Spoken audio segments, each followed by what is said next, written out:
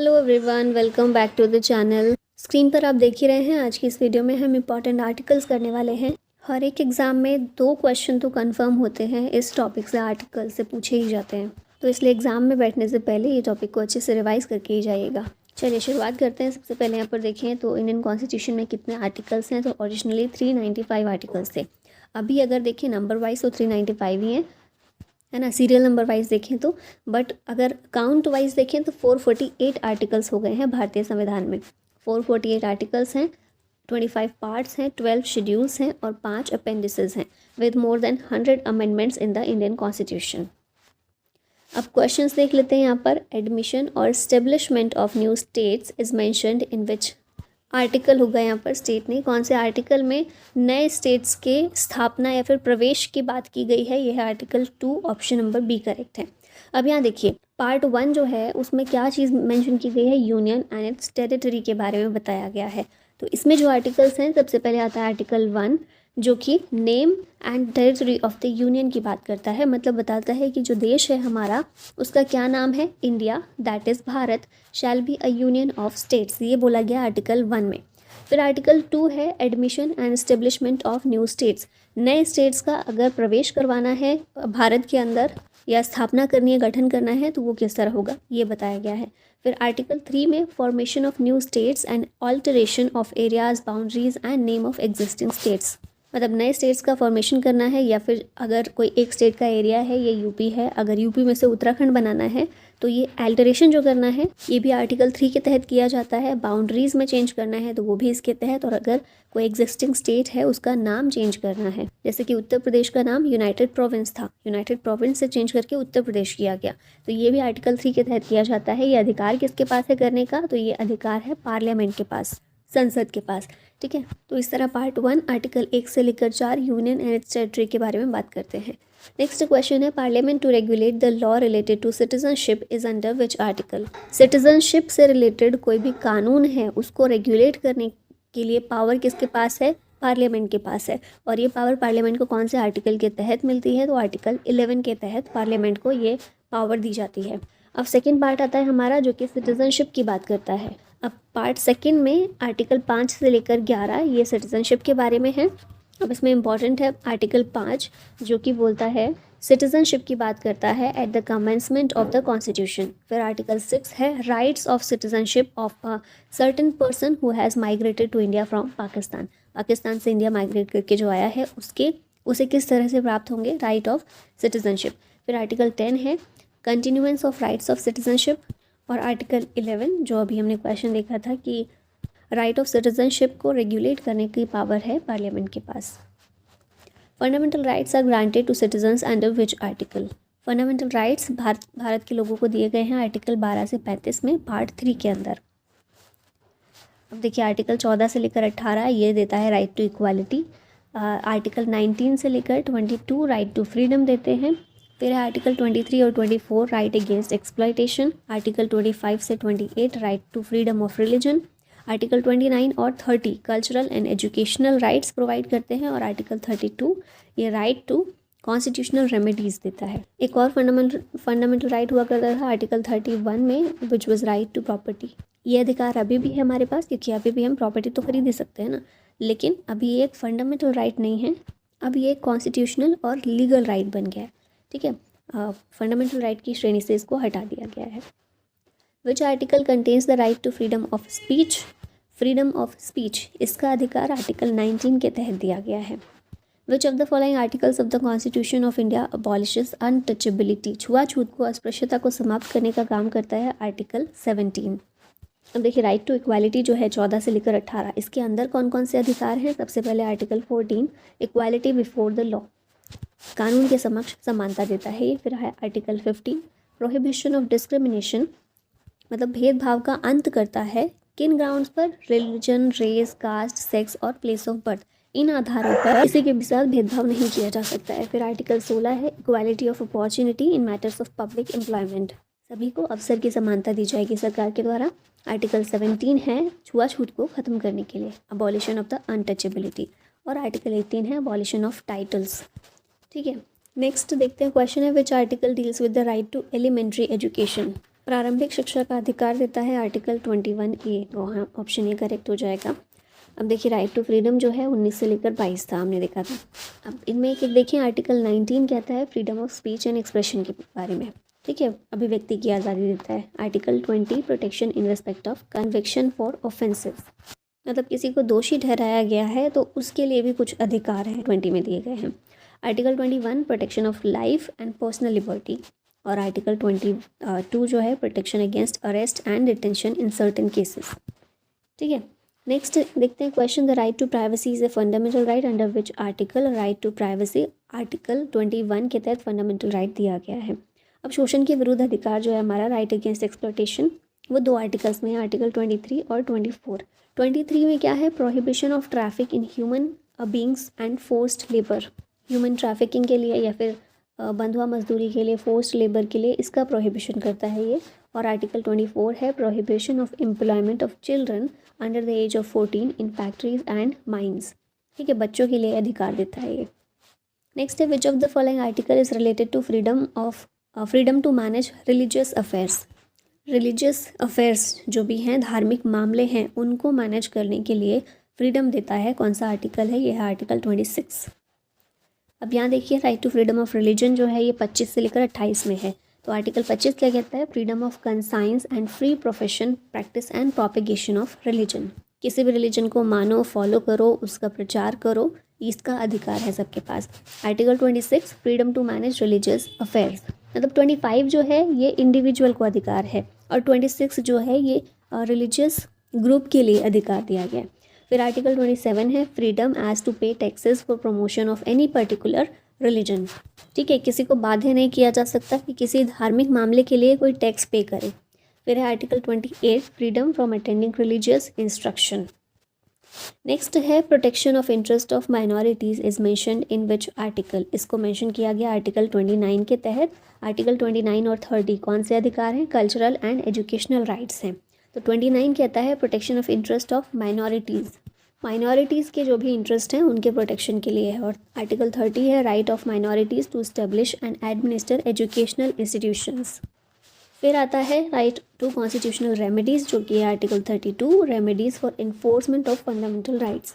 पीछे हमने जितने भी अधिकार देखे हैं, फंडामेंटल राइट्स देखे हैं, अगर इनका हनन होता है तो इनको लागू करवाने के लिए, इनको इन्फोर्स करवाने के लिए सुप्रीम कोर्ट के पास डायरेक्टली या फिर हाई कोर्ट के पास भी जा सकते हैं।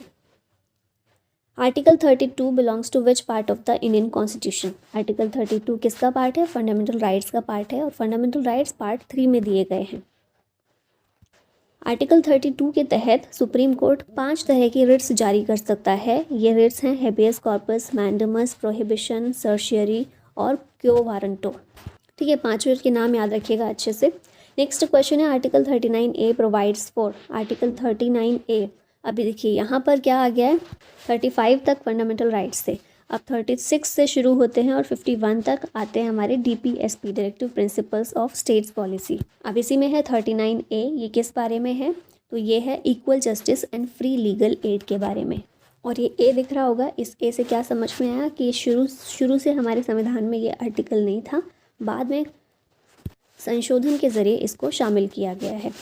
फिर देखिए विलेज पंचायत जो है ये आर्टिकल 40 के तहत दिया गया है और इसी के तहत जो पंचायती राज सिस्टम है वो इसी के तहत काम करता है, ठीक है, इसी के तहत उसको संवैधानिक दर्जा दिया गया था। तो आर्टिकल 40 में विलेज पंचायत के बारे में है। फिर यूनिफॉर्म सिविल कोड, ये किस में, आर्टिकल 44 में है। और डेफिनेशन ऑफ स्टेट ये कहाँ दी गई है, आर्टिकल 12 में। आर्टिकल 12 जो फंडामेंटल राइट्स का पहला आर्टिकल है पार्ट 3 का, वहाँ पर डेफिनेशन ऑफ स्टेट डिस्कस की गई है। ये वही चीज़ है पार्ट 4 में। अब जो फंडामेंटल राइट हैं वो पार्ट 3 में थे, अब पार्ट 4 आता है directive principles of state policy.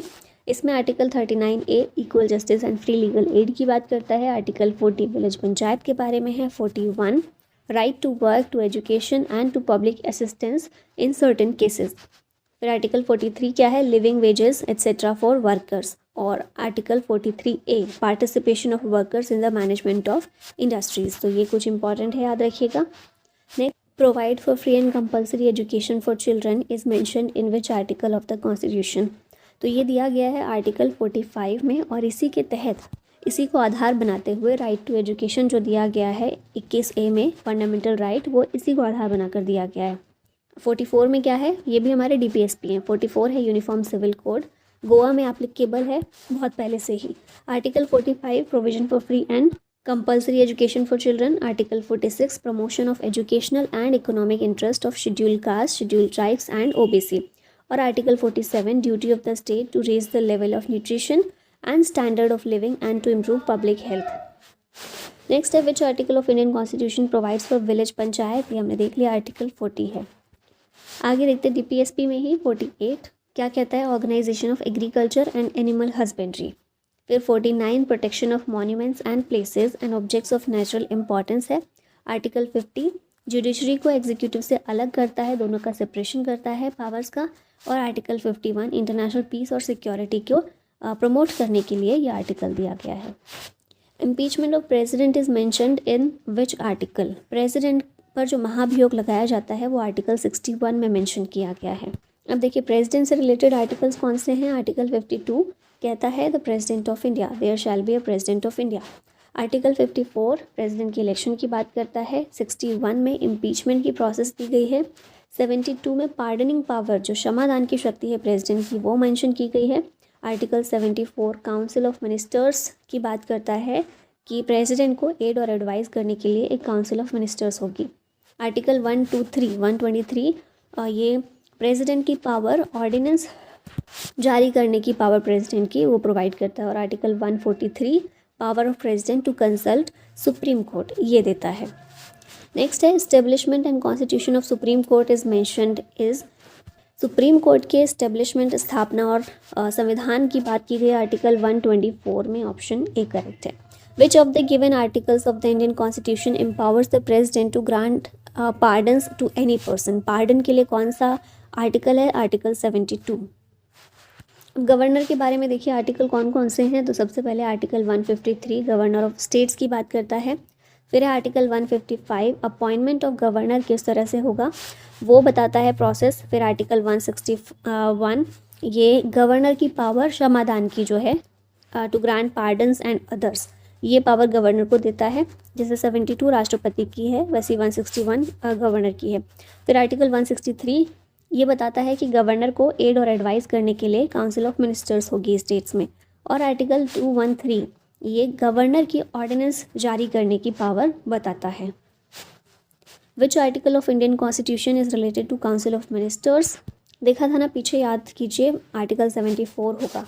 Article 75 prime minister के बारे में है। 74 में क्या है कि प्रेसिडेंट को एड और एडवाइस करने के लिए काउंसिल ऑफ मिनिस्टर होगी, है ना। अब 75 में ये बोला गया है कि उस काउंसिल ऑफ मिनिस्टर का हेड प्रधानमंत्री होगा और प्रधानमंत्री को प्रेसिडेंट के द्वारा अपॉइंट किया जाएगा। PM को भी और अदर मिनिस्टर्स को भी प्रेसिडेंट अपॉइंट करेंगे on the advice of PM। Ministers hold their office during the pleasure of the president. Council of ministers is collectively responsible to the Lok Sabha. Article 78 क्या कहता है, प्राइम मिनिस्टर की ड्यूटीज़ बताता है as respect furnishing the information to the president. President को जो भी decision लिए जाते हैं टाइम टाइम पर उनकी जानकारी देना प्राइम मिनिस्टर की ड्यूटी है, ये बोला गया आर्टिकल 78 में। Article 148 of the constitution deals with the, ये डील करता है controller and auditor general of India से, कैग से। अब देखिए आर्टिकल 63 जो है ये वाइस प्रेसिडेंट के बारे में है। 76 अटॉर्नी जनरल ऑफ इंडिया के बारे में है। 148 कैग के बारे में है। 110 डेफिनेशन ऑफ मनी बिल्स देता है। और 112 आर्टिकल जो है ये एनुअल फाइनेंशियल स्टेटमेंट यानी कि बजट की बात करता है। The constitutional status has been given to panchayat under article, panchayat को कॉन्स्टिट्यूशनल स्टेटस दिया गया है under article 243, option number B correct है। पंचायत को संवैधानिक दर्जा शुरू से नहीं दिया गया था। आर्टिकल 40 में विलेज पंचायत की बात की गई थी DPSP के अंदर, लेकिन 73rd अमेंडमेंट किया गया 1992 में। इसके ज़रिए संविधान में एक नया पार्ट जोड़ा गया, पार्ट 9, और इस पार्ट का टाइटल क्या था, द पंचायत। और फिर उसी टाइम पर आर्टिकल 243 को ऐड किया गया, 11th शेड्यूल जोड़ा गया जिसमें 29 सब्जेक्ट्स दिए गए पंचायत के फंक्शनिंग के लिए।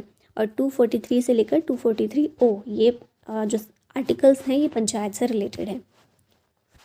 अब देखिए 243 से लेकर 243O है ना, तो 243A में ग्राम सभा की बात की गई है, 243B में पंचायत के कॉन्स्टिट्यूशन की बात की गई है, फिर आर्टिकल 266 ये consolidated fund and public accounts fund के बारे में है। आर्टिकल 267 कंटिजेंसी फंड की बात करता है। आर्टिकल 280 फाइनेंस कमीशन के बारे में है। और article 300A right to property है। पहले ये फंडामेंटल राइट था आर्टिकल 31 के तहत, लेकिन फिर इसको हटा दिया गया फंडामेंटल राइट से और एक लीगल राइट बना दिया गया आर्टिकल 300A में।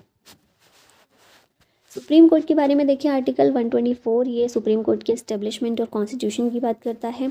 आर्टिकल 131 सुप्रीम कोर्ट के ओरिजिनल ज्यूरिसडिक्शन की बात करता है। और article 132 appellate jurisdiction of supreme court in appeals from high court in certain cases. High court से अपील कहाँ लेकर जाते हैं? सुप्रीम कोर्ट में। तो ये एक अपीलीय न्यायालय भी है और ये अपीलीय न्यायालय का दर्जा आर्टिकल 132 इसे देता है।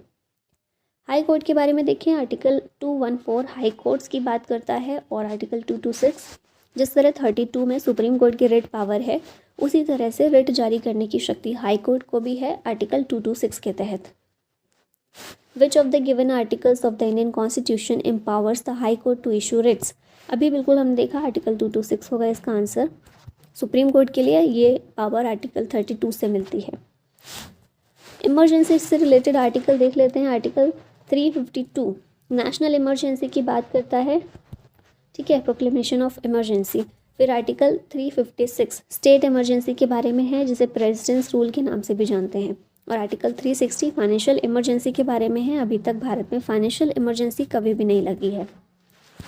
ट्रिब्यूनल्स के बारे में है आर्टिकल 323A एडमिनिस्ट्रेटिव ट्रिब्यूनल्स की ये बात करता है। इलेक्शंस की बात करें तो आर्टिकल 324 ये बताता है कि इलेक्शंस का सुपरिटेंडेंस, डायरेक्शन, कंट्रोल ये सारा कुछ इलेक्शन कमीशन के हाथों में है। आर्टिकल 325 क्या कहता है? No person to be ineligible for inclusion in और to claim to be included in a special electoral roll on grounds of religion, race, caste और सेक्स। नेक्स्ट आता है आर्टिकल 338 ये national commission for SC and ST की बात करता है। National commission for SC है आर्टिकल 338। फिर नेशनल कमीशन फॉर ST है आर्टिकल 338 का क्लॉज A और आर्टिकल 338 का B ये national commission for backward classes के लिए है। फिर आता है article 340 appointment of a commission to investigate and conditions of backward classes. Backward classes की कंडीशन को इन्वेस्टिगेट करने के लिए, उसकी जांच पड़ताल करने के लिए एक कमीशन का गठन सरकार के द्वारा किया जा सकता है। ये आर्टिकल 340 में कहा गया है। और article 368 power of parliament to amend the constitution, संविधान में संशोधन करने की शक्ति कौन सा आर्टिकल देता है? 368 368। ऑफिशियल लैंग्वेज के बारे में कौन से आर्टिकल्स हैं? तो ये है पहला article 343 official languages of the union की बात करता है। आर्टिकल 345 ऑफिशियल लैंग्वेजेस और लैंग्वेजेस ऑफ अ स्टेट की बात करता है। Article 348 languages to be used in supreme court and high court. और article 351 directive for development of the Hindi languages की बात करता है। Which article of the Indian constitution deals with the imposition of the president's rule? President's rule के बारे में है article 356। Which article of Indian constitution defines the money bill? Money bill को define करता है आर्टिकल 110। अब ये कुछ चीज़ें याद रखिएगा मनी बिल के बारे में। मनी बिल को एक मिनिस्टर ही इंट्रोड्यूस कर सकता है। It can not be introduced in Rajya Sabha और विधान परिषद, ठीक है। राज्यसभा में इंट्रोड्यूस नहीं होता है, विधान परिषद में नहीं होता है, सिर्फ लोकसभा में इंट्रोड्यूस हो सकता है with prior recommendation of the president for introduction in Lok Sabha. Lok Sabha में भी प्रेसिडेंट की प्रायर रिकमेंडेशन चाहिए होती है, तभी उसको लाया जाएगा। The special provisions in article 371G of the constitution of India relate to the state of 371G। अब देखिए 371 वाले जो आर्टिकल्स हैं ना, ये सारे स्टेट्स के लिए हैं, ऐसे स्टेट्स जिन्हें कुछ स्पेशल प्रोविजन जिनके लिए रखे गए हैं। तो इसमें आर्टिकल 371 में G जो है ये मिज़ोरम के लिए है, ऑप्शन C करेक्ट हो जाएगा। आर्टिकल 371B असम के लिए है, C मणिपुर के लिए है, F सिक्किम के लिए है, H अरुणाचल प्रदेश के लिए है और G मिज़ोरम के लिए है। Which article of the Constitution of India mentions that the Lok Sabha must have a speaker and a deputy speaker? Lok Sabha में एक स्पीकर और डिप्टी स्पीकर होगा। ये कौन से आर्टिकल में दिया गया? Article 93। Article 239 deals with the, ये डील करता है with the administration of union territories by president. Which article of the Indian Constitution directs the state to take steps to separate the judiciary from the executive in the public services of the state? तो हमने देखा था DPSP में article 50 जो है ये judiciary को executive से अलग करता है, सेपरेट करता है। Finance commission is under which article, ये 280 में है, article 280। Which article of the Indian constitution deals with the imposition of the president's rule, ये तो रिपीट हुआ है question. Which of the given articles of the Indian constitution deals with the national commission for schedule caste, इससे related है article 338। विच fundamental rights के not be suspended even during an emergency, तो ये चीज़ याद रखिएगा कि इमरजेंसी के दौरान भी किसी को हमारी लाइफ, जीवन लेने का अधिकार नहीं मिल जाता है। Right to life and personal liberty हमेशा बनी रहेगी, इमरजेंसी के टाइम भी वो सस्पेंड नहीं हो सकता है। ठीक है, इमरजेंसी के प्रोविजंस तो हमने देख ही लिए। ये चीज़ याद रखिएगा, आर्टिकल 20 और 21 ये सस्पेंड नहीं हो सकते हैं इमरजेंसी के टाइम भी। विच article of the Indian constitution provides procedure for amendment of the constitution, ये है 268 368 अमेंडमेंट की, संविधान में संशोधन की प्रक्रिया 368 में दी गई है। अब चलिए यहाँ पर वन लाइनर्स में कर लेते हैं, क्विक रिविजन कर लेते हैं सारे आर्टिकल्स का। Article 1 name and territory of the union, article 3 formation of new states and alteration of areas, boundaries और नेम्स ऑफ एग्जिस्टिंग स्टेट्स की बात करता है। आर्टिकल 14 इक्वालिटी बिफोर लॉ, 16 है equality of opportunity in matters of public employment, 17 untouchability के लिए है, 19 protection of certain rights regarding freedom of speech, 21 protection of life and personal liberty, 21A right to elementary education, 24 prohibition of employment of children, ठीक है, बाल श्रम को ख़त्म करता है ये। Article 32 remedies, article 32 remedies for enforcement of fundamental rights including rights, article 40 organisation of village panchayats.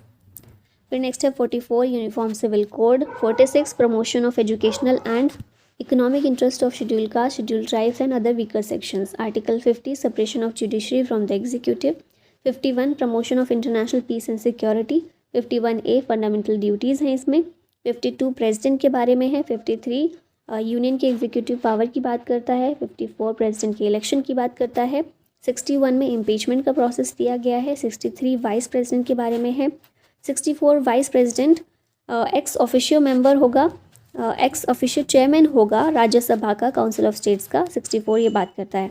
66 में वाइस प्रेसिडेंट के इलेक्शन की बात की गई है और 72 में प्रेसिडेंट की क्षमादान की शक्ति दी गई है। 74 काउंसिल ऑफ मिनिस्टर्स के बारे में है, फिर 76 में attorney general of India mention किया गया है, 75 पीएम के बारे में है, 78 duties of PM as respect the furnishing of information to the president, फिर 80 राज्यसभा की कंपोजिशन के बारे में है, 81 लोकसभा की कंपोजिशन के बारे में है, 83 में ड्यूरेशन बताई गई है हाउसेज ऑफ पार्लियामेंट की, 93 में स्पीकर और डिप्टी स्पीकर के बारे में है, फिर 105 powers privileges etcetera of the house of parliament, 110 में मनी बिल के बारे में है, इसकी डेफिनेशन दी गई है, 112 बजट के बारे में है, एनुअल फाइनेंशियल स्टेटमेंट के बारे में, 123 प्रेसिडेंट की पावर ऑर्डिनेंस जारी करने की दी गई है, 143 में power of president to consult supreme court है, 148 कैग के बारे में है, 149 कैग की ड्यूटीज़ एंड पावर, 153 गवर्नर्स की बात करता है, 154 एग्जीक्यूटिव पावर दी गई है इसमें गवर्नर की, 155 में गवर्नर का अपॉइंटमेंट, 161 गवर्नर की क्षमादान की शक्ति, 163 काउंसिल ऑफ मिनिस्टर्स के बारे में है, स्टेट्स की जो काउंसिल ऑफ मिनिस्टर होती है उसके बारे में, 165 advocate general of the state की बात करता है, फिर 167 duties of chief minister, 168 constitution of legislatures in the state, 169 legislative council सभी स्टेट्स में नहीं है ना, तो इसके अबॉलिशन और क्रिएशन की बात करता है, 170 लेजिस्लेटिव असेंबलीज़ के कंपोजिशन की बात करता है, 171 लेजिस्लेटिव काउंसिल के कंपोजिशन की बात करता है, 172 ड्यूरेशन ऑफ स्टेट लेजिस्लेचर्स की बात करता है, 173 qualification of membership of the state legislature, 174 sessions of the state legislature, prorogation and dissolution, कितने सेशन होंगे, किस तरह ख़त्म हो सकता है, किस तरह डिसोल्यूशन हो सकता है, ये सब है। 178 में स्पीकर्स और deputy speakers of legislative assembly है।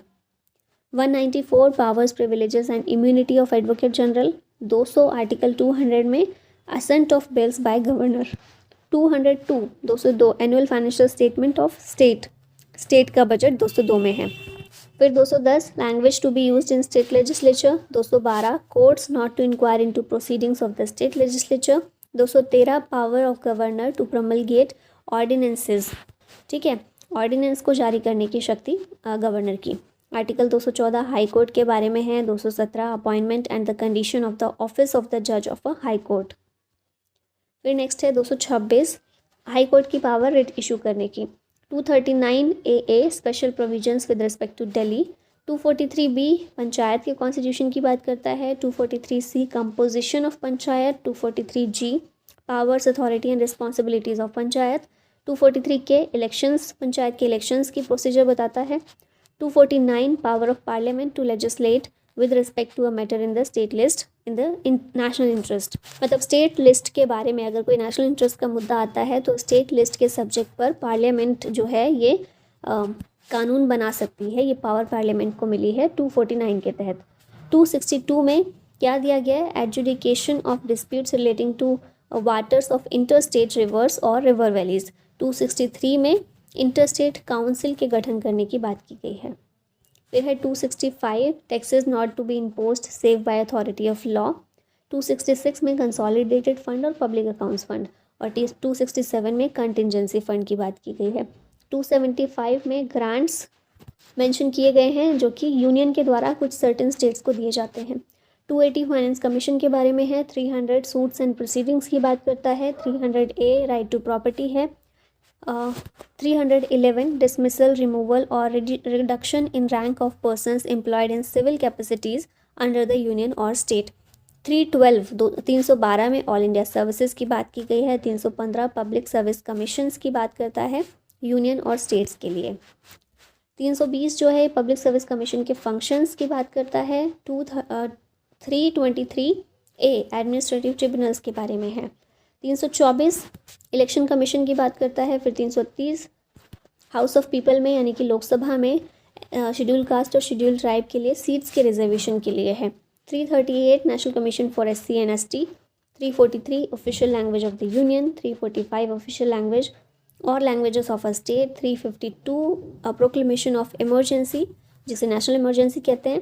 फिर 356 स्टेट इमरजेंसी जिसे प्रेसिडेंट्स रूल कहते हैं। और 360 फाइनेंशियल इमरजेंसी के बारे में है। फिर आता है 368 ये है अमेंडमेंट के लिए, संविधान में संशोधन के लिए। 370 जम्मू कश्मीर के लिए टेम्पररी स्पेशल पावर्स दी गई थी, स्पेशल प्रोविजन दिए गए थे। 371A में नागालैंड के लिए स्पेशल प्रोविजन है। 371J में हैदराबाद कर्नाटक रीजन के लिए स्पेशल स्टेटस दिया गया है। अब ये कुछ क्वेश्चन है ना जो बहुत बार रिपीट हुए हैं एग्जाम्स में, जैसे कि आर्टिकल 12 से 35 फंडामेंटल राइट्स के बारे में है। 36 से लेकर 50 बेसिकली 51, ठीक है। 36 से 51 directive principle of state policy. 51A fundamental duties. 52 में प्रेसिडेंट। 80 में number of seats in Rajya Sabha. 110 money bill की डेफिनेशन। 112 बजट। 148 गैग के बारे में है। 280 फाइनेंस कमीशन के बारे में। 300A राइट टू प्रॉपर्टी देता है। और 324 इलेक्शन कमीशन ऑफ इंडिया की बात करता है। अब लास्ट में क्वेश्चन आप लोगों के लिए, the president of India can be impeached for violation of the constitution under which article. कौन से आर्टिकल के तहत राष्ट्रपति पर महाभियोग चलाया जा सकता है, इम्पीचमेंट प्रोसेस शुरू की जा सकती है। इसका आंसर बताइएगा कमेंट में। और इसी के साथ इस वीडियो का होता है and. Thank you so much for watching. जय हिंद।